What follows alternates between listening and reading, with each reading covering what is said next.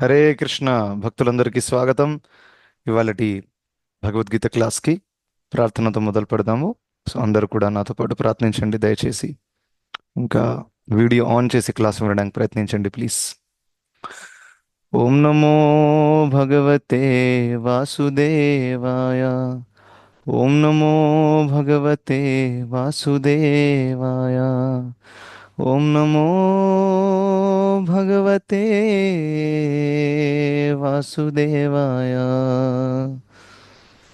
ఓం అజ్ఞానతిమిరాంధస్య జ్ఞానాంజనశలాకయా చక్షురున్మిలితం येन తస్మై శ్రీగురవే నమః. నమో విష్ణుపాదాయ కృష్ణప్రేష్ఠాయ భూతలే శ్రీమతే భక్తివేదాంత స్వామిన్నితి నామినే. నమస్తే సారస్వతే దేవే గౌరవాణి ప్రచారిణే निर्विशेषशून्यवादी पाश्चात्यदेशतारिणे. जय श्री कृष्ण चैतन्य प्रभु नित्यानंद श्री अद्वैत गदाधर श्रीवासादि गौरभक्तवृंद. हरे कृष्ण कृष्ण कृष्ण हरे हरे, हरे राम राम राम हरे हरे. హరే కృష్ణ భక్తులందరికీ స్వాగతం ఇవాళ భగవద్గీత క్లాస్కి. సో మనము హరే కృష్ణ. 11వ అధ్యాయం చర్చిస్తున్నాము, హరే కృష్ణ. భగవంతుడి విశ్వరూపము. ఇంకా దాంట్లో ప్రత్యేకంగా ఐ థింక్ 3 శ్లోకాలు మనం కవర్ చేసాం ఆల్రెడీ. సో పోయిన క్లాస్లో మనం ఏం చర్చించాము, అర్జునుడు భగవంతుణ్ణి ఆ, నివేదించారు, దయచేసి విశ్వరూపం చూపించండి అని. ఇంకా అది నివేదించడానికి వెనకాల ఉన్నటువంటి కారణాలు ఏంటి, కరెక్ట్ 2-3 కారణాలు ఆల్రెడీ మనం చర్చించాం. ఏ విధంగా తనకు ఏదో తన సొంత కోరిక తీర్చుకోవడం కాదు, ఆ, ఇది ఎవరైతే నాస్తికులు ఉంటారో లేకపోతే ఎవరైతే కృష్ణుణ్ణి పూర్ణ పురుషోత్తమ భగవానుడిగా స్వీకరించారో అటువంటి వాళ్ళకి ఆయన భగవంతుడు స్వయంగా చూయిస్తే వాళ్ళు కూడా ఆ, అర్థం చేసుకుంటారు. ఒక స్టాండర్డ్ సెట్ చేయడానికి అనేక విషయాలు మనం చర్చించాం. ఇప్పుడు ఇంకొక పాయింట్ ఇక్కడ కొత్తది మనం చూస్తాము ఈ 4వ శ్లోకంలో. సో 4 మరియు 5వ శ్లోకాలు ఈ రెండు చూద్దాం ఇప్పుడు. ఇంకా ఇవాళ చాలా మంచి పాయింట్స్ ఉన్నాయి నేర్చుకోవడానికి, ఓకే, ప్రాక్టికల్గా. సో చదవాలనుకునే వాళ్ళు దయచేసి హ్యాండ్ రేస్ చేయండి. 4th మరియు 5th శ్లోకం చదవచ్చు. నేను చదువుతాను గురుజీ. చదువుతారా? ఓకే, 4th శ్లోకము. లెట్ హరే మీ కృష్ణ ప్రభుజీ, నేను చదువుతాను. హరే కృష్ణ. ఎస్ చదవండి మాధురి మాతాజీ, స్క్రీన్ మీద డిస్ప్లే చేశాను. ఇంకా 5వ శ్లోకము సత్యవతి మాతాజీ మీరు చదవండి. Okay, yes. హరే కృష్ణ. హరే కృష్ణ. హరే కృష్ణ ప్రభుజీ, దండోత్సవం. దండవత్. వినబడుతుంది Prabhuji voice? Yes Mataji, loud and clear చదవండి. మన్యసే యది తత్వం మీ వాయిస్ క్లియర్ గా లేదు మాతాజీ, ఫుల్ బ్రేక్ అవుతుంది. Is it same for everyone else? Yes Prabhuji. Okay. So Madhuri Mataji మీ ఇంటర్నెట్ మీరు ఫిక్స్ చేసుకోవాలి, ఎందుకంటే మీ వాయిస్ కొంచెం కూడా వినబడలేదు. It completely broke off. యోగేశ్వరం తతో మేత్వం. వాయిస్ బ్రేక్ అవుతుందా? ఎస్ ఎస్, మీరు హరే ఒకసారి కృష్ణ ప్రభుజీ. నెట్వర్క్ లోకి వచ్చి ట్రై చేయండి మాతాజీ, మీ ఇంటర్నెట్ కొంచెం ప్రాబ్లం ఉంది అనుకుంటాను. మీన్ వైల్ సత్యవతి మాతాజీ మీరు చదవండి 4th శ్లోకం. హరే కృష్ణ మాతాజీ. ప్రభుజీ దండాత్ ప్రణాం ప్రభుజీ. దండోత్ప్రణం చదవండి. మన్యసే యది తచ్చక్యం మయా ద్రష్టుమితి ప్రభో యోగేశ్వర తతో మే త్వం దర్శయాత్మానమవ్యయం. అనువాదము. హే ప్రభు యోగేశ్వర, నీ జగత్ రూపమును చూడటానికి నేను సమర్థుడనని నీవు తలిస్తే దయచేసి ఆ అపరిమితమైన విశ్వరూపమును నాకు చూపవలసింది. హరే కృష్ణ ప్రభుజీ. Hare Krishna, thank you. 5వది కూడా చదివేయండి మాతాజీ. హరే కృష్ణ ప్రభుజీ. హరే కృష్ణ. ఇప్పుడు ఓకేనా మీ network? Okay Prabhuji, అనోటెడ్ switch off అయిపోయింది ప్రభుజీ. చదవండి. లేదు. హరే కృష్ణ ప్రభుజీ. హరే కృష్ణ. శ్రీ భగవాను వాచ మాతాజీ మీ వాయిస్ కంప్లీట్గా బ్రేక్ అవుతుంది. దయచేసి మీ నెట్వర్క్ ఒకసారి ఫిక్స్ చేసుకోండి. ఓకే. మే పార్థ రూపాని శత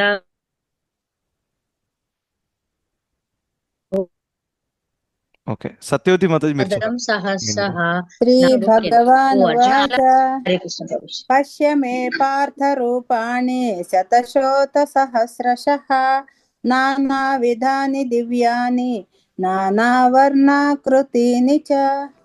అనువాదము. శ్రీకృష్ణ భగవానుడు పలికెను, ఓ అర్జున, పృథా కుమార, లక్షలాదిగా ఉన్నట్టి నానా రకాల దివ్యమైన పలు రంగులతో కూడిన రూపములనే నా నా విభూతులను ఇప్పుడు చూడు. హరే కృష్ణ ప్రభుజీ. హరే కృష్ణ. ధన్యవాదాలు, చాలా బాగా చదివారు మీరు. Thank you. Thank you Prabhuji.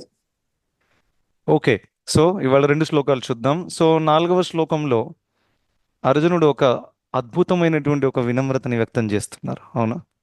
జనరల్గా మనము ఎవరితో ఒక ప్రశ్న అడిగితే మనకు ఆల్రెడీ తెలుసు అనుకోండి దాని ఆన్సర్. సో ఒక ముఖ్యంగా ఒక ఛాలెంజింగ్ స్పిరిట్లో అడగడము, ఇతనికి తెలుసా లేదా చెక్ చేద్దాము, ఆ విధంగా అడుగుతారు చాలామంది. అంటే నాకు కూడా ఎక్స్పీరియన్స్ ఉంది, ఎంతమంది నన్ను ప్రశ్నలు అడుగుతారు. రైట్. సో కానీ భక్తులకు ఉండాల్సిన లక్షణం ఏంటో ఇక్కడ తెలుస్తుంది. అది అభక్తులు ఆ విధంగా ప్రవర్తించవచ్చు, ఛాలెంజింగ్ మోడు, ఎదుటోళ్ళని తప్పుగా ప్రూవ్ చేయడానికి అది. కానీ భక్తులు ఎప్పుడు కూడా వినమ్రతతో ఉంటారు. It is a very wonderful quality. ఇంకా మనకి శిక్షాష్టకంలో చైతన్య మహాప్రభుల వారు చాలా చాలా క్లియర్గా ఆదేశించారు. అవునా? తృణాదపి సునీచేన తరోరపి సహిష్ణున అమానిన మానదేన కీర్తనీయ సదాహరి అని చెప్పారు. ఆ, ఇంకా ఆచార్యులు చెప్పారు, ఈ యొక్క శ్లోకాన్ని ఎప్పుడు కూడా మనం మెడలో వేసుకొని తిరగాలి. అంటే ఈ విషయం ఎప్పుడు కూడా మనకు గుర్తుండాలన్నమాట. ఆ, భౌతిక జీవితంలో, భౌతిక జగత్తులో విచలన కలిగించేటటువంటి పరిస్థితులు ఖచ్చితంగా ఉంటాయి. ఒకటి పోతే నెక్స్ట్ రెడీగా ఉంటుంది. మనం ఎప్పుడు కూడా అనుకోకూడదు ఇప్పుడు ఈ ప్రాబ్లం సాల్వ్ అయిపోయింది, అమ్మయ్యా ఇప్పుడు రిలాక్స్ అవుతాను నేను. ఇది భౌతిక జగత్తులో సాధ్యం కాదు.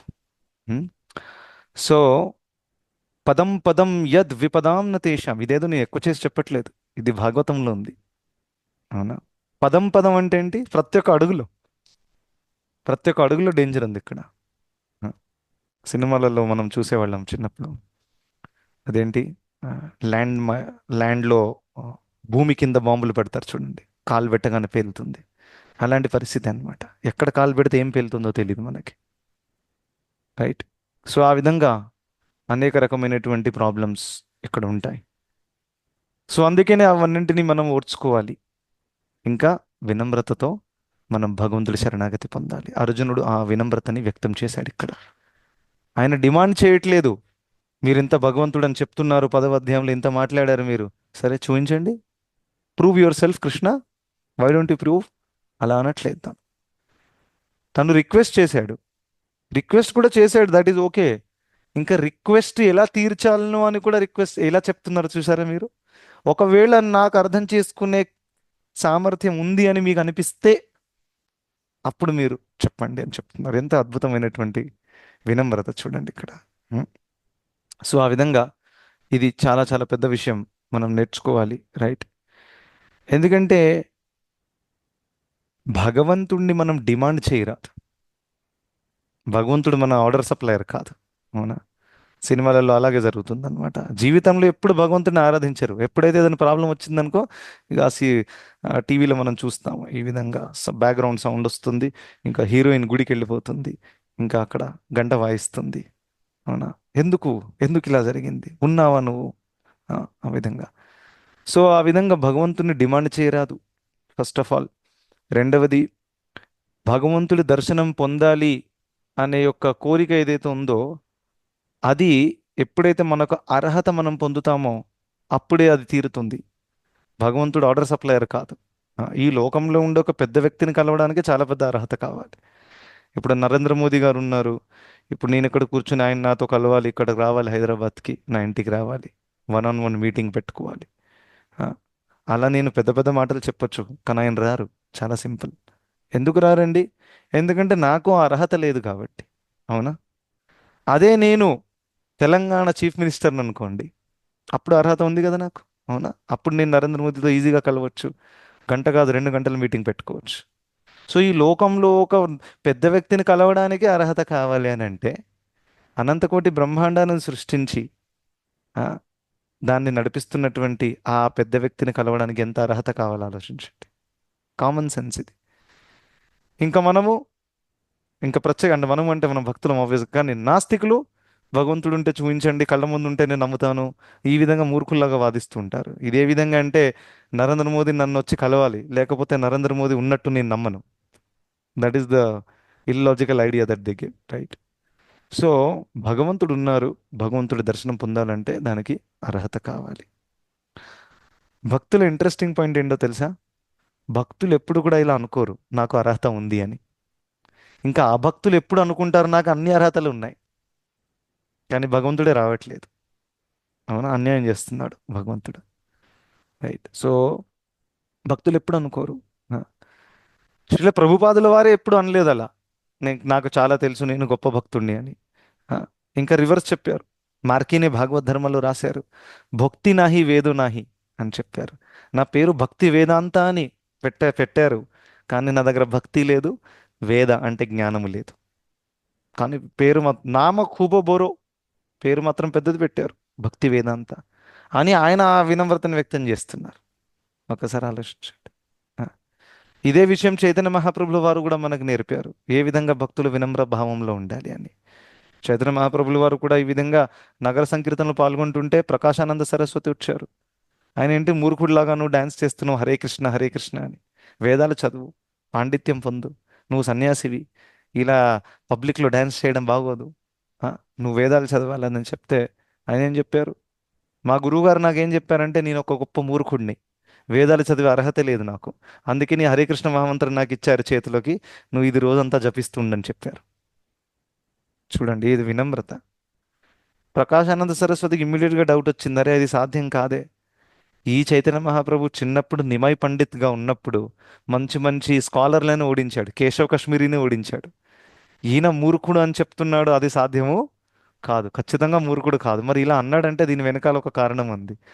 అయితే ఈ మెసేజ్ ఎవరికి అర్థమైంది ఇక్కడ? ఆయన ఇండైరెక్ట్గా ఆయన్నే అంటున్నాడు. చైతన్య మహాప్రభు ఇండైరెక్ట్గా ఆయనకు చెప్తున్నారు, యాక్చువల్గా వేదాలు ఇవంతా చదివి అంత ఆ, జిజ్ఞాస చేసి అనుభూతి పొందే అర్హత మనకు లేదు, నువ్వు కూడా హరే కృష్ణ జపం చెయ్యి. ఇండైరెక్ట్గా అదే చెప్తున్నారు, అది బెస్ట్ సాధనం అనమాట. సో ఎనీవే, చైతన్య మహాప్రభుల వారు ఆ వినమ్రతని వ్యక్తం చేశారు, అనేక మంది భక్తులు అలా చేశారు. సో అందుకని ఇది మనం కూడా నేర్చుకోవాలి. సో దీని ప్రాక్టికల్గా దీని అర్థం ఏంటంటే, మనం ఎప్పుడు కూడా భగవంతుడి నుంచి డిమాండ్ చేయకూడదు. That is very important. ఏదైనా కానివ్వండి, ఎందుకు ఇలా అవ్వట్లేదు కృష్ణ, నేను ఎంత ప్రార్థించాను మీకు, నేను ఎన్ని మాలలు ఇప్పటిదాకా అయితే కనీసం ఆ, ఆ, 2 ఏళ్ల నుంచి నేను 16 మాలలు చేస్తున్నాను. అవునా? ఇదేదో 200 సంవత్సరాల నుంచి చేస్తున్నట్టు మాట్లాడతాం. 2 ఏళ్లే, అవునా కాదా? భగవంతుణ్ణి మర్చిపోయి ఎన్నో జన్మలు అయిపోయాయి, అది గుర్తుకు లేదు మనకి. ఎన్నో ఎన్నో జన్మల నుంచి కృష్ణుడిని మర్చిపోయాం మనం, అకస్మాత్తుగా గుర్తొచ్చారు. ఉం? సో ఆ విధంగా ఆ, ఇంకా ఇంకోటి ఏంటంటే, భక్తి సిద్ధాంత సరస్వతి ఠాకూర్ల వారు చాలా ప్రాక్టికల్ ఉదాహరణలు వ్యక్తం చేశారు వారి యొక్క జీవన చరిత్ర ద్వారా. మీకు శ్రీల ప్రభుపాదుల వారి గారి గురువు గారు భక్తి సిద్ధాంత సరస్వతి ఠాకూర్, ఆయన ఆజీవన బ్రహ్మచారిగా ఉన్నారు, ఆయన గృహస్థాశ్రమంలో ప్రవేశించలేదు. సో ఎప్పుడు చాలా విగరస్ ప్రీచింగ్ చేసేవారు అనమాట. సో ఒకసారి ఒక వ్యక్తి వచ్చాడు, చాలా పెద్ద బిజినెస్ మ్యాన్ లాంటి వాడు. తను వచ్చి, నాకు చాలా ప్రశ్నలు ఉన్నాయి, మీతో తత్వం గురించి మాట్లాడాలి అని అన్నారు అనమాట. అయితే భక్తి సిద్ధాంత సరస్వతి ఠాకూర్ల వారు ఏమన్నారు, సరే కొంచెం లోపలికి వెళ్ళి కొంచెం సేవ చేయండి, సేవ చేసి అది అయిపోయిన తర్వాత మనం కూర్చొని మాట్లాడుకుందాం, అన్ని ప్రశ్నలకు జవాబిస్తాను. ఈయన లోపలికి వెళ్ళాడు, అక్కడ మన గిన్నెలు క్లీన్ చేసే సేవ ఇచ్చారు ఆయనకి. అవునా? సో ఆయన సేవ చేశాడు, చాలా సేవ చేసి అంతా అయిన తర్వాత ఆయన వచ్చాడు. అప్పుడు భక్తి సిద్ధాంత సరస్వతి ఠాకూర్ అన్నారు, ఇప్పుడు చెప్పండి మీకు ప్రశ్నలు ఉన్నాయేమైనా? ఆయన అన్నాడు, నాకు అన్ని ప్రశ్నలకు ఆన్సర్ వచ్చేసింది, థ్యాంక్ యూ సో మచ్ అని చెప్పారు. సో ఇది ప్రత్యేకంగా చాలా క్లియర్లో శాస్త్రాల్లో ఉంది. ఏంటది? అథ శ్రీకృష్ణ నామాది నా భవేద్ గ్రాహ్యమింద్రియై సేవోన్ముఖే హి జిహ్వాదో స్వయమేవ స్ఫురత్యదః అని చెప్పారు. భగవంతుడి నామము, రూపము, గుణము, లీల, దీన్ని మనము భౌతిక ఇంద్రియముల ద్వారా, భౌతిక మనస్సు ద్వారా, భౌతిక బుద్ధి ద్వారా అర్థం చేసుకోలేం. సో ఎప్పుడెప్పుడు మనం ఆలోచిస్తూ ఉంటాం మన బుద్ధితోటి, కృష్ణుడి ప్లాన్ ఏంటి నా కోసం, అవునా కాదా? కానీ మన బుద్ధి ఎంతవరకు ఉంది చెప్పండి. ఆ? సో ఆ విధంగా మన బుద్ధి, మన ఇంద్రియములు అన్నీ లిమిటెడ్. ఇది మనం అందరం ఒప్పుకుంటాం. ఇక్కడ ఎవరు లేరు చెప్పేవాళ్ళు, లేదు ప్రభుజీ నా ఇంద్రియములు అతీతమైపోయాయి, నా బుద్ధి మాత్రం భగవంతుడు అంత లెవెల్లోకి వచ్చేసింది. అలా కాదు. మనందరి బుద్ధి ఎంత చిన్నదో మనకు తెలుసు. ఉం? సో అటువంటి సందర్భంలో భగవంతుడి అవగాహన పొందడం సాధ్యం కాదు. టెక్నికల్గా మాట్లాడుతున్నాను నేను. ఆ? ఇది శ్రద్ధ ఉందా లేదా అదంతా పక్కన పెట్టండి. మన దగ్గర ఉన్న apparatus, the instrument that we have, is not capable of measuring spiritual things. It's very simple. ఒక వస్తువుని మెజర్ చేయాలంటే సరైన ఇన్స్ట్రుమెంట్ కావాలి. It's very important. సో నీటిలో మురికి ఉందా లేదా అని తేల్చడానికి మీరు థర్మోమీటర్ యూస్ చేయరాదు. దానికి వేరే ఇన్స్ట్రుమెంట్ ఉంటుంది. ఆ?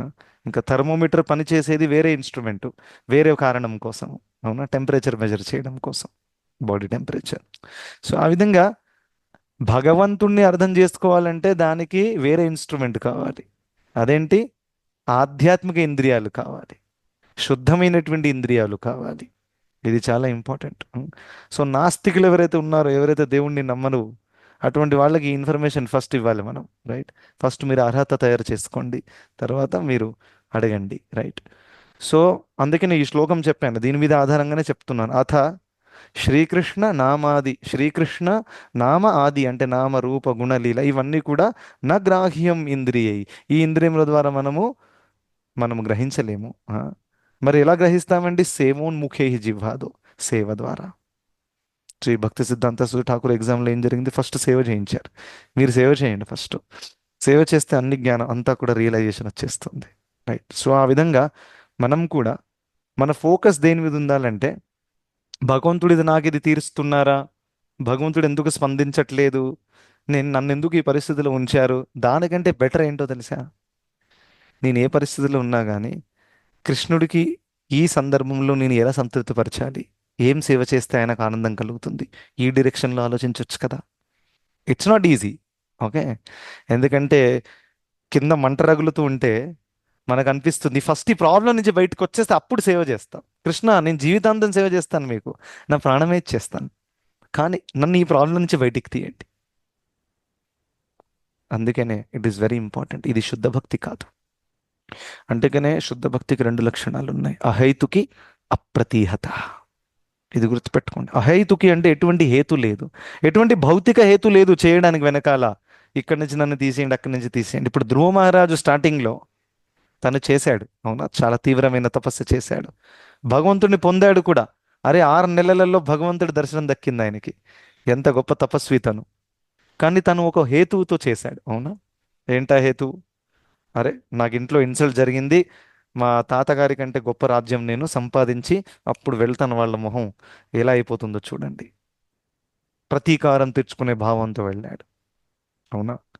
గజేంద్రుడు కూడా తను ఒక హేతుతో అకస్మాత్తును ఆ ముసలి పట్టేసుకుంది నీళ్లల్లో, గజేంద్రుడు చావు బతుకులో ఉన్నాడు. అటువంటి సందర్భంలో భగవంతుడికి తను పుష్పం అర్పించి ప్రార్థన అర్పించాడు. భగవంతుడు వచ్చి కాపాడారు. రైట్?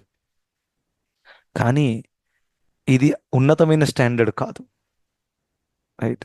సో ఉన్నతమైన స్టాండర్డ్ గురించి శ్రీమద్ భాగవతంలో అనేక ఉదాహరణలు ఉన్నాయి. ప్రత్యేకంగా ఉన్నతమైన స్టాండర్డ్లో అందరికంటే ఉన్నతమైన వాళ్ళు గోపికలు.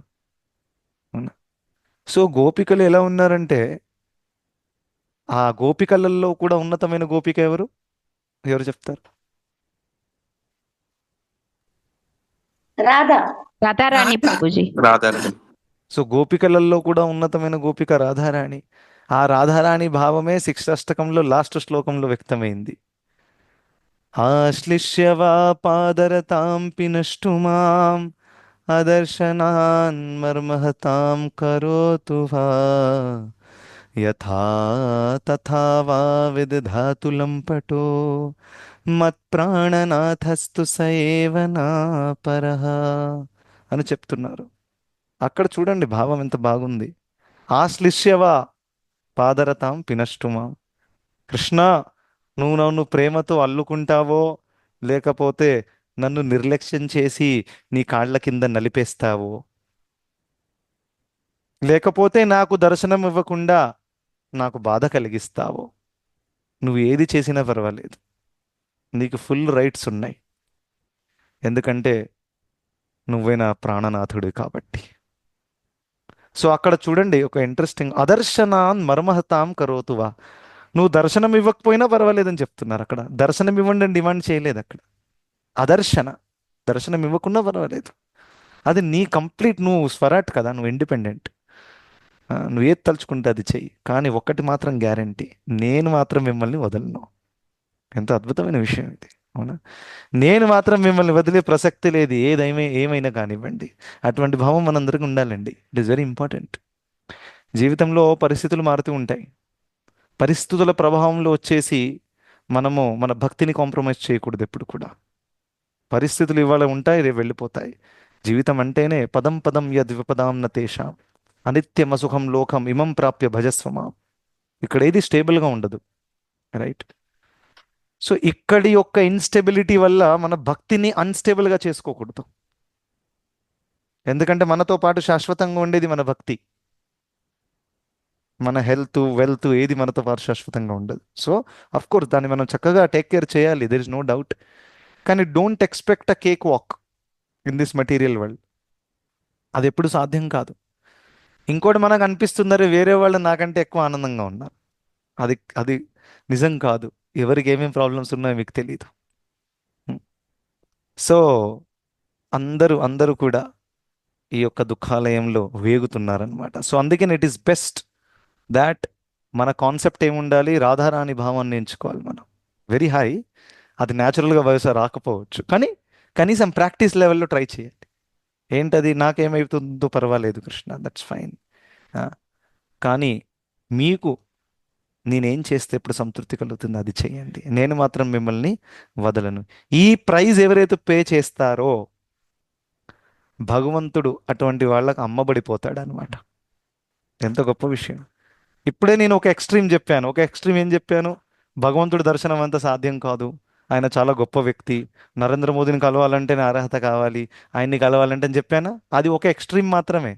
ఇంకో స్వీట్ సైడ్ ఉంది. ఏంటంటే ఒక్కసారి భగవంతుడు అమ్మబడ్డాడు అనుకోండి మన ప్రియమైన ప్రేమ భక్తిని చూసి, దాని తర్వాత మనం ఏది చెప్తే ఆయన ఆడతారనమాట ఆ విధంగా. అది విషయం దామోదర లీలలో తెలుస్తుంది, అవునా? భగవంతుణ్ణి గొప్ప గొప్ప ఋషిమునులే తపస్య చేసి ఆయన్ని పట్టుకోలేకపోతున్నారు, కానీ యశోదమ్మ కట్టేసింది. అరే, దేవుణ్ణి కడతారా ఎవరైనా? భగవంతుని కట్టగలిగే శక్తి ఉంది ఎవరికైనా? ఆ, కానీ ఆమె కట్టేసింది. ఎందుకంటే ఆమె గొప్ప భక్తురాలు కాబట్టి. అరే, నా భక్తురాలు నన్ను కడితే నాకు చాలా ఆనందం, నేను నా భక్తుల సేవకుణ్ణి అని కృష్ణుడు చెప్తున్నారు. అహం భక్త పరాధీన. ఎంత అద్భుతమైన విషయం. సో ఆ విధంగా భక్తులు భగవంతుడికి చాలా ప్రియమైన వాళ్ళు. సో కానీ మనం కూడా ఆ అర్హతని పొందాలి, ఫస్ట్ ఆ స్థాయికి మనము రావాలి, రైట్? అప్పుడు భగవంతుడు అమ్మబడిపోతారనమాట. చాలా ఈజీ యాక్చువల్గా. సో రెండు ఎక్స్ట్రీమ్స్ అనమాట. ఈ రెండు కాంట్రడిక్టరీగా అనిపించవచ్చు మనకి. ప్రభుజీ ఇదేలా సాధ్యం ప్రభుజీ? ఐదర్ తెలుపన్న ఉండాలి, నలుపన్న ఉండాలి. తెలుపు కూడా ఉంది, నలుపు కూడా ఉంది అంటున్నారు, రైట్? దీన్ని అచింత్య భేదాభేద అంటారు. దాని అర్థం ఏంటంటే భగవంతుణ్ణి గొప్ప గొప్ప వాళ్ళే అందలేకపోతున్నారు. ఇంకొక సైడ్లో శాస్త్రాలు ఏం చెప్తున్నాయి? భగవంతుణ్ణి సంతృప్తిపరచడం చాలా సింపుల్. పత్రం పుష్పం ఫలం తోయం యోమే భక్త్యా ప్రయచ్చతి. కేవలం పత్రం పుష్పం ఫలం తోయం పెడితే కూడా భక్తితో పెడితే, టర్మ్స్ అండ్ కండిషన్స్ అప్లైడ్, అది చదువురు చాలామంది. కింద చిన్నగా రాసి ఉంటుంది, కానీ భగవద్గీతలో పెద్దగానే రాసి ఉంది. Don't worry. పత్రం పుష్పం ఫలం తోయం యోమే భక్త్యా ప్రయచ్చతి. సో భక్తితో మనం ఎప్పుడైతే చేస్తామో ఖచ్చితంగా అటువంటి వాళ్ళకి భగవంతుడు చాలా చాలా, ఈ విషయం భగవంతుడు వ్యక్తం చేశారు. నేను మాట్లాడేది థియరీ కాదు. శ్రీమద్ భాగవతంలో గోపికలు ఎప్పుడైతే వచ్చారో కృష్ణుడి దగ్గరికి, భగవంతుడు వ్యక్తం చేశారు. నేను ఏమిచ్చి మీకు మీ రుణం తీర్చుకోనని చెప్తున్నారు ఆయన. భగవంతుడికి ఏమైనా రుణం తీర్చే అవసరం ఉందా ఎవరిదైనా? ఆయనకి ఎటువంటి రుణాలు లేదు. నమాం కర్మాణి లింపంతి నమే కర్మ ఫలే స్పృహ. తనకి ఎటువంటి కర్మబంధన లేదు, తనకి ఎటువంటి పెండింగ్ కార్యాలు లేవు. మనందరికీ ఎన్నో కర్మబంధనలు ఉన్నాయి, ఇంకెంతో మనం అనుభవించాలి ఇప్పుడు ఉన్నన్ని రోజులు. అవునా? దాన్నే అంటారు రుణం. అవునా కాదా? ఎన్నో రుణాలు ఉన్నాయి తీర్చాల్సినటువంటివి, ఎన్నో ఆ, పుణ్య ఫలితాలు పాప ఫలితాలు ఉన్నాయి అనుభవించాల్సినటువంటివి. భగవంతుడికి అవన్నీ ఉండవు. అయినా కానీ తను అంటున్నారు, నేను ఏం చేస్తే ఎలా మీకు నేను మీ రుణాన్ని తీర్చాలి, మీరు ఇంత నా కోసం చేశారని. ఆ విధంగా భగవంతుడు చెప్తున్నారు. మధ్యరాత్రి పూట గోపికలందరూ వచ్చేసారు తన వేణువును విని. అరే, అందరు ఏమనుకుంటారు, మీరు పెళ్ళైన వాళ్ళు హస్బెండ్ని పిల్లల్ని అంతా వదిలేసి నా దగ్గరకు వచ్చారు, పరపురుషుడి దగ్గరికి. కరెక్ట్ కాదు, ఇంటికి వెళ్ళిపోండి అని చెప్తున్నారు. ఇంకా వాళ్ళేమో, వేణు ఊదింది మీరు, మధురమైన గానం పాడింది మీరు, మమ్మల్ని పిలిచింది మీరు, ఇప్పుడు మేము వచ్చిన తర్వాత మమ్మల్ని వెళ్ళిపోందంటే మేము ఎక్కడికి వెళ్తాను చెప్పండి, మమ్మల్ని ఇప్పుడు ఎవరు స్వీకరిస్తారు చెప్పండి. ఆ ఆ విధంగా అంటున్నారు అనమాట. సో ఇలా భక్తులు ఎప్పుడు కూడా ఆమ్, భగవంతుడిని ఎలా సంతృప్తిపరచాలనేదే వాళ్ళ ఏకైక కోరిక. దీన్ని శుద్ధ భక్తి అంటారు. ఓకేనా? ఈ పాయింట్ క్లియర్ అయింది. దాని తర్వాత భక్తి సిద్ధాంత సరస్వతి ఠాకూర్ గారు ఇంకో పాయింట్ ఒక ఇంగ్లీష్లో స్టేట్మెంట్ చెప్పారు. It is very famous. ప్రభుపాదుల వారు చాలాసార్లు చెప్పారు, don't try to see God, serve God in a way that God wants to see you. It's very important point. భగవంతుణ్ణి చూడ్డానికి ప్రయత్నించకండి, భగవంతుడి సేవ ఏ విధంగా చేయండి అంటే భగవంతుడే మిమ్మల్ని చూడ్డానికి వస్తారు. అరే, ఎక్కడున్నారు, ఎవరా భక్తుడు, ఇంత సేవ చేస్తున్నారు నా కోసం, ఎన్ని మాలలు జపిస్తున్నారు నా కోసం, భగవంతుడే మీ గురించి ఆలోచిస్తారు. అవునా? సో ఆ విధంగా మనం ఉండాలన్నమాట. సో అదే విధంగా అర్జునుడు తన యొక్క వినమ్రతని వ్యక్తం చేశారు. ఒకవేళ కృష్ణ మీకు అనిపిస్తే నాకు ఆ యొక్క ఆ, దర్శనాన్ని చూయించండి, ఆ, విశ్వరూప దర్శనం. ఇంకా దాని తర్వాత ఇంకో పాయింట్, ఇంపార్టెంట్ పాయింట్ ఈస్ 5వ శ్లోకంలో భగవంతుడు విశ్వరూపం చూయించేశారు. 5వ శ్లోకంలో మనం చూసాం. ఆ, సో అందులో ఒక విషయం చూడాలి. ప్రభుపాదుల వారి తాత్పర్యంలో చెప్పారు. ఇంకా లాస్ట్ క్లాస్లో కూడా ఎవరో దీని గురించి ప్రశ్న కూడా అడిగారు, నేను ఆల్రెడీ ఆన్సర్ కూడా చెప్పాను. సో ప్రభుపాదుల వారి తాత్పర్యంలో చెప్పారు, ఏం పాయింట్స్ చెప్పారు. ఒకటి, ఈ విశ్వరూపం అనేది ఇది తాత్కాలికమైన రూపం, ఇది స్టాండర్డ్ అవతారం కాదు. మత్స్య అవతారం, వరాహ అవతారం, నరసింహ అవతారం లాంటి అవతారం కాదు. ఇది తాత్కాలికము, కేవలం భౌతిక జగత్తుకు పరిమితమైనటువంటిది. That is the first point. Second point ఏంటంటే ఆ, భక్తులు ఈ యొక్క రూపాన్ని చూడాలని ఆశించరు. ఎందుకంటే ఈ రూపము ఇది భక్తి ఇచ్చిపుచ్చుకోవడానికి కాదు. జనరల్గా ఈ రూపము భగవంతుడు ఎంత గొప్పవాడనేది తెలియజేయడం కోసం. ఎవరికైతే భగవంతుడి మీద నమ్మకం లేదో అటువంటి వాళ్ళకి. సో వాళ్ళు ఒకవేళ చూసారు అనుకుంటారు, అరే ఇన్ని తలలు ఉన్నాయి, ఇంత కనిపిస్తుంది, ఈయన దేవుడే, ఖచ్చితంగా దేవుడే. కేవలం వాళ్ళను ఆ నమ్మకాన్ని ఇది చేయడానికి మాత్రమే. మీరు విశ్వరూపంతో భోగం అర్పించి ప్రార్థన హారతి చేయరాదు. అవునా? సో ఆ విధంగా ఆ రూపం దానికోసము కాదు అన్నమాట. ఆ, మరియు అర్జునుడు మరి ఎందుకన్నా అడిగారండి, ఆ, తను భక్తుడే, తనకి ఈ రూపం అవసరమే లేదు, మరి ఎందుకు అడిగారు? ఆల్రెడీ కారణాలు మనం చర్చించాం పోయిన క్లాస్లో. అర్జునుడు తన కోసం అడగలేదు, ఇతరుల కోసము అడిగారు. అవునా? సో అది చాలా చాలా క్లియర్గా ఉంది.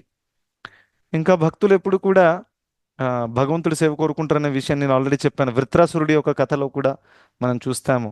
వృత్రాసురుడు అన్ని రిజెక్ట్ చేసేసాడు భౌతికమైనటువంటిది. రైట్? ననాకపృష్ఠం న చ పారమేష్ఠ్యం న సార్వభౌమం న రసాధిపత్యం న యోగ సిద్ధిర్ అపునర్భవం వా సమంజసత్వాం విరహయ్య కాంక్షే అని చెప్పారు.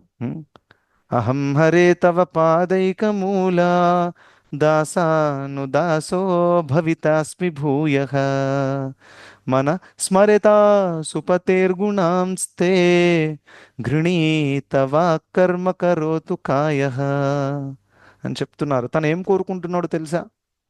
అహం హరే తవ పాదైకమూల దాసాను దాసో. నా ఒకే ఒక కోరిక, హరే నేను మీ దాసుల యొక్క దాసుడిని అవ్వాలనుకుంటున్నాను అని కోరుకుంటున్నారు. ఉం? ఇంకా నానాక పృష్టం నచపారమేష్ట్యం, నాకు ధ్రువలోకము వద్దు, నాకు బ్రహ్మలోకము వద్దు, నాకు ఈ భూలోకంలో ఉండే ఐశ్వర్యము వద్దు, నాకు అధోలోకాలు కూడా వద్దు, నాకు కేవలం మీ యొక్క సేవ కావాలి అని చెప్తున్నారు. ఇంకా లాస్ట్లో ఏం చెప్పారు వృత్రాసురుడు? ఆ, మమోత్తమ శ్లోక జనేషు సఖ్యం సంసార చక్రే భ్రమత స్వకర్మభి త్వన్మాయయాత్మాత్మజదారగేహే శ్వాసక్త చిత్తస్య ననాథ భూయాత్. ఇక్కడ ఏమంటున్నారంటే, కృష్ణ ఒక కోరిక నాకు ఏంటి, నాకు ఎప్పుడు కూడా మీ యొక్క భక్తుల సాంగత్యం కావాలి. అది మాత్రం నాకు ఇవ్వండి. ఎందుకంటే ఈ సంసార చక్రంలో అనేక జన్మలెత్తాను, అనేక భవబంధనాలలో ఉండి అనేక దుఃఖాలు అనుభవించాను నేను. చెప్తున్నారు ఆయన, సంసార చక్రే భ్రమత స్వకర్మభి అని చెప్పారు. ఉమ్. సో అనేక ఆసక్తుల వల్ల అనేక జన్మలు ఎత్తాను, ఇంకా మిమ్మల్ని మర్చిపోయాను. సో అందుకనే దయచేసి నాకు మీ యొక్క భక్తుల మమ ఉత్తమ శ్లోక జనేషు సఖ్యం. సఖ్యం అంటే ఏంటి? ఫ్రెండ్షిప్. సో నాకు మీ యొక్క ఉత్తమ శ్లోక భక్తుల యొక్క ఫ్రెండ్షిప్ కావాలి. సో దీని సీక్రెట్ ఫార్ములా ఏంటి? భక్తుల సాంగత్యంలో ఉంటే ఆటోమేటిక్గా మన భక్తి సేఫ్గా ఉంటుంది. It is very important. ప్రత్యేకంగా ఇది కలియుగంలో. సత్యయుగంలో వాళ్ళు ఒంటరిగా వెళ్ళి ధ్యానం చేసేవారు, ఒంటరిగా భక్తి చేసేవారు, ఇంకా భగవద్ధామానికి వెళ్ళిపోయేవారు. కానీ ఇక్కడ మనం ఒంటరిగా ఉన్నామనుకోండి, మనల్ని ఒకరు పీడిస్తారు. ఎవరు? మన మనసు. అవునా? విచిత్రమైన ఐడియాలు వస్తూ ఉంటాయి. ఇదంతా భక్తి అవసరమా? ఆయన అలాగే అంటూ ఉంటాడు, ఆయనకేం పని లేదు, ఆ, తర్వాత చేద్దాము, ముసలోడినైన తర్వాత చేద్దాము, ఇంకా టైం ఉంది, ఈ ప్రాబ్లం పోయిన తర్వాత చేద్దాము, ఎన్ని ఐడియాలు మనసులో వస్తూ ఉంటాయి. అవునా? సో అందుకనే ఈ మనసుని ఎప్పుడుగా ఖాళీగా ఉంచకూడదు. It is very important. ఇది మనసుని కళ్ళు దాగిన కోతితో పోల్చారనమాట. సో దాని ప్రవర్తన ఎలా ఉంటుంది, ఎప్పుడు ఎలా ప్రవర్తిస్తుందో మనకు తెలియదు. రైట్? సో అందుకనే దాన్ని ఎప్పుడు కూడా మనం భగవంతుడి యొక్క భక్తిలో నిమగ్నం చేయాలి. ఎలా చేయాలండి మనసుని నిమగ్నం చేయాలి అని అంటే, మనము మనసు ద్వారా ఒక కార్యం ఏం చేస్తాం, మనం స్మరణ చేస్తాం. అవునా? చింతన, స్మరణ. సో ఎంత మనం భగవంతుడి లీలలు వింటామో, ఎంత మనము భక్తుల సాంగత్యంలో ఆధ్యాత్మిక వాతావరణంలో ఉంటామో, అంత స్మరణ ఇంకా చింతన పెరుగుతుంది. అవునా కాదు? మనం ఫర్ ఎగ్జాంపుల్ చిన్నప్పుడు దయ్యం సినిమా చూసేవాళ్ళం. ఆ దయ్యం సినిమా చూసిన తర్వాత ఏమవుతుంది, 2-3 డేస్ దాకా అదే మనసులో తిరుగుతూ ఉంటుంది. అవునా? ఎందుకంటే చూసాము, ఇంకా చాలా ఆస్వాదించాము కూడా దాన్ని. అవునా? సో అందుకని ఏదైతే చాలా క్లోజ్గా చూస్తామో, ఆస్వాదిస్తామో, అది మనసులో తిరుగుతూ ఉంటుంది.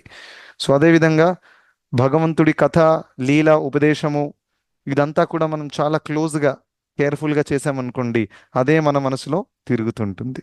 అది గొప్ప సౌభాగ్యం.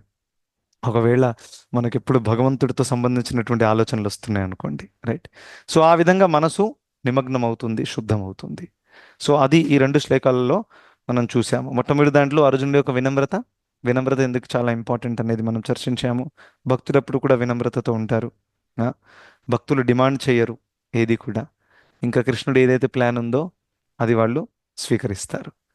దానివల్ల ఏమవుతుందో తెలుసా, భక్తులలో ఇంకొకటి వచ్చేస్తుంది. ఎవరికైతే ఇటువంటి భావం ఉంటుందో, కృష్ణుడు నాకు, అంటే నా జీవితంలో నా కర్మ ఫలితాల వల్ల ఏం జరిగినా పర్వాలేదు, అది నేను ఓర్చుకోవడానికి రెడీగా ఉన్నాను, కానీ కృష్ణుడి సేవ మాత్రము నేను వదలను, కృష్ణుడిని మాత్రం వదిలే ప్రసక్తే లేదు. ఇటువంటి భావం ఉన్న వాళ్ళకి ఒకటి జరుగుతుంది. అదేంటంటే వాళ్ళు జీవితంలో ఏ దానికి భయపడరు, అభయం ప్రసాదిస్తారు భగవంతుడు. ఆ? ఎందరికి అభయం బులిచ్చు చేయి. ఆ? సో ఎందరికో అభయం వినిచ్చారు ఆ స్వాముల వారు. సో ఆ అభయం వచ్చేస్తుంది. ఆ, ఇంకా భయం ఎందుకు వస్తుంది అనేది కూడా శ్రీమద్ భాగవతంలో చెప్పారు. ఏంటది? భయం ద్వితీయాభినివేశ తస్యాత్ అని చెప్పారు. దాని అర్థం ఏంటి?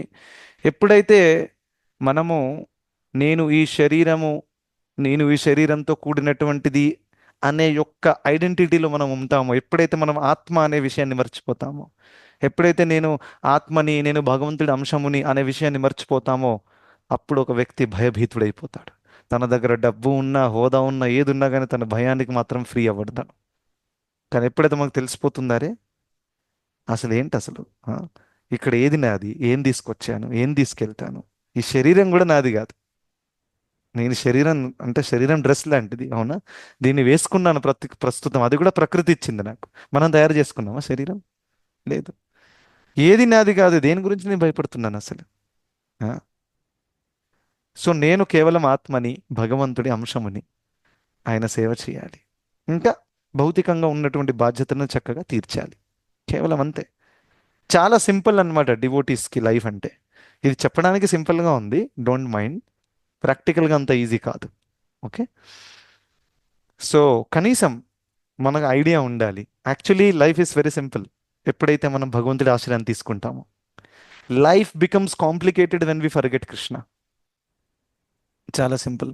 ఒక ఉదాహరణ చెప్పి నేను ఆపేస్తాను. రైట్? ఏంటి, చాలాసార్లు చెప్పాను కానీ పవర్ఫుల్ ఉదాహరణ. ఆ? ఒక ధనవంతుడి కుటుంబంలో పుట్టినవాడు, చిన్న పిల్లవాడు తప్పిపోయాడు.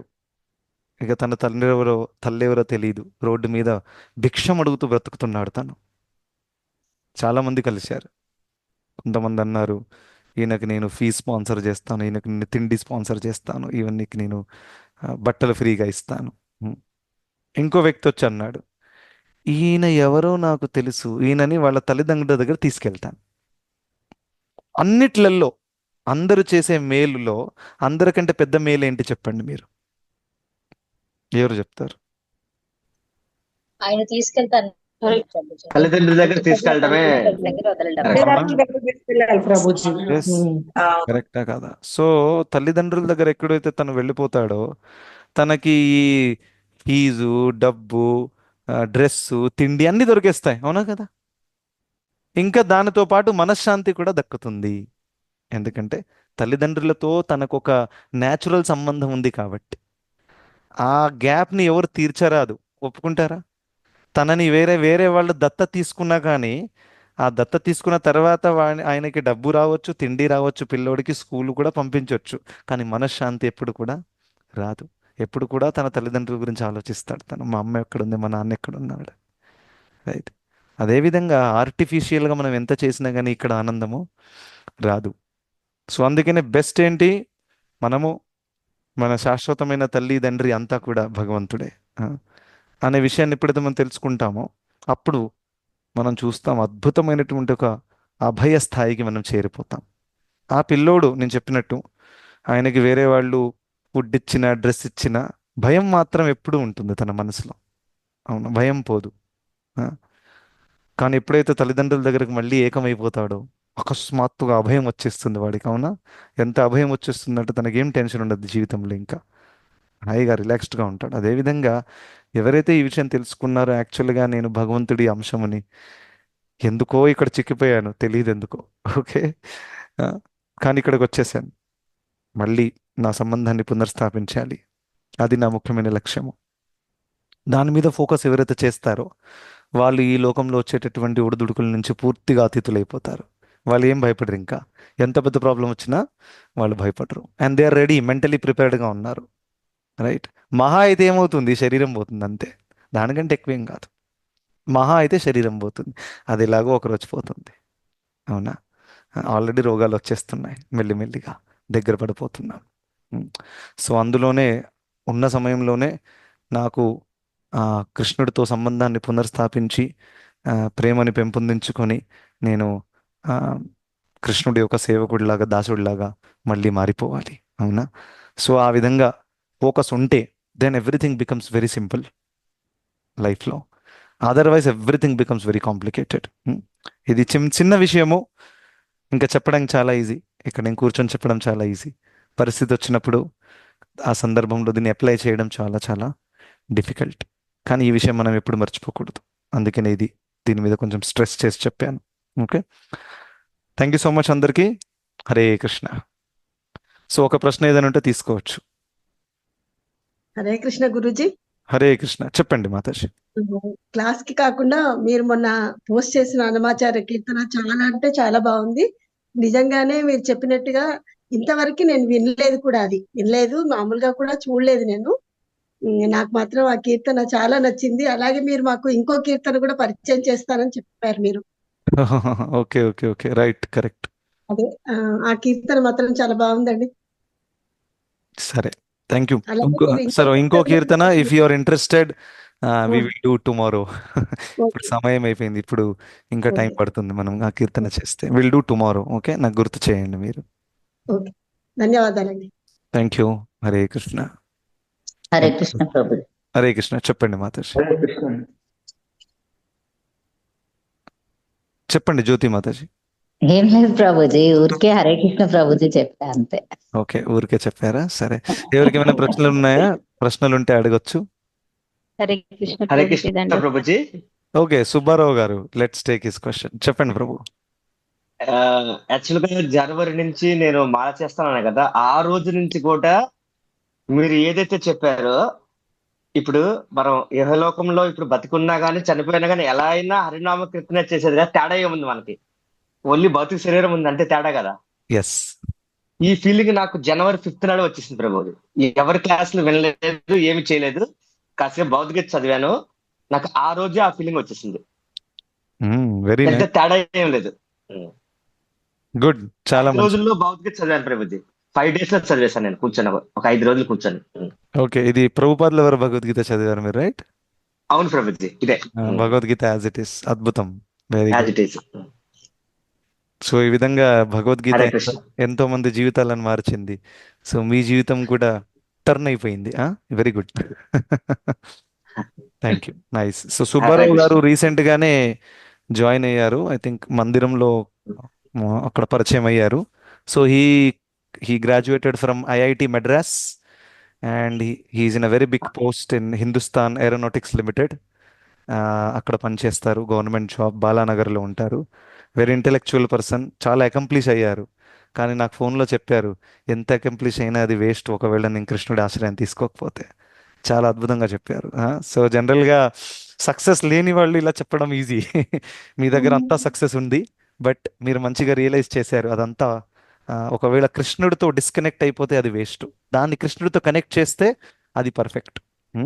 ఆ విధంగా సో ముందుకెళ్ళి మీరు కృష్ణుడికి అనేక సేవలు అందించాలి. మీ దగ్గర ఉన్న resources, talent, intelligence, money, everything that use for Krishna, then your life will become successful. This is what I can tell you. Okay, thank you అండి. హరే కృష్ణ ప్రభుజీ. హరే కృష్ణ.